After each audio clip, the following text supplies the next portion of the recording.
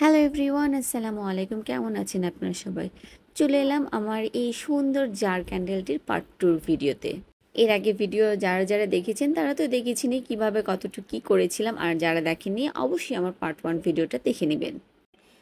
গতকাল আমি ভিডিও দিয়েছিলাম, এই ভিডিওটির মধ্যে দেখিয়েছেন যে এই জার ক্যান্ডেলটি আমি যে 3টা শেডে সুন্দর করে শেড করে নিয়েছি, আর আজকে এর পরবর্তী কাজগুলো করব। তো দেখতে পাচ্ছেন এখানে আমি সুন্দর করে পিঙ্ক কালারটা দিয়ে শেড করে নিলাম। এরপরে আবার ওয়েট করব এটা শুকানোর জন্য। সো ফিরে এলাম, এটা সম্পূর্ণ শুকিয়ে যাওয়ার পর দেখেন আমাদের পিঙ্ক কালারটা সুন্দর করে শুকিয়ে গিয়েছে। আর এখানে আমি আরেকটু ওয়েক্স গুলিয়ে নিয়েছি, আর সাথে এই ওয়েক্সটার মধ্যে আমি হোয়াইট কালার মেকআপ পাউডারটা মিক্স করে নিচ্ছি একটু গ্লোসি ভাব আসার জন্য। দেখেন ওয়েক্সটার মধ্যে কিন্তু এখন এই সুন্দর গ্লোসি ভাবটা বোঝা যাচ্ছে, আর এর মধ্যে সুন্দর একটা ফ্রেগ্রেন্স আমি অ্যাড করে নেব। তারপর এগুলো নেড়েচেড়ে আমি একটু ওয়েট করব ওয়েক্সটা আর একটু ঠান্ডা হবার জন্য, কারণ গরম ওয়েক্সটা যদি আমি দিই তাহলে আমার এই সাইডের শেডগুলো কিন্তু নষ্ট হয়ে যাবে।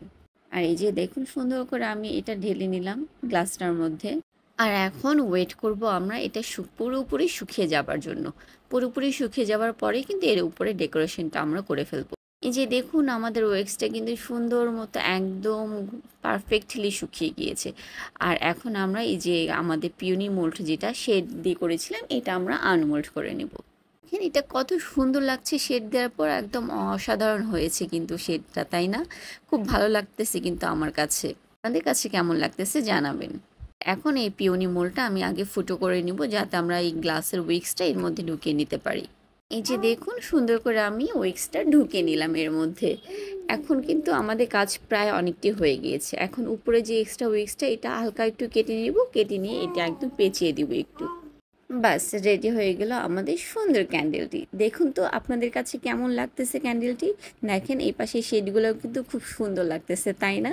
আর ফুলটা যেহেতু শেডের, এটা কিন্তু দেখতে দুর্দান্ত লাগতেছে। আমার কাছে কিন্তু বেশ ভালো লেগেছে। আপনাদের কার কাছে কেমন লাগলো কমেন্ট করতে কিন্তু একদমই ভুলবেন না। আর যারা এত সুন্দর জার ক্যান্ডেল নিতে চান তারা অবশ্যই আমার পেজে ইনবক্স করে ফেলবেন। সো আর কি, আজকে এখানেই বিদায়, আবারও দেখা হবে নেক্সট ডে। আল্লাহ হাফেজ।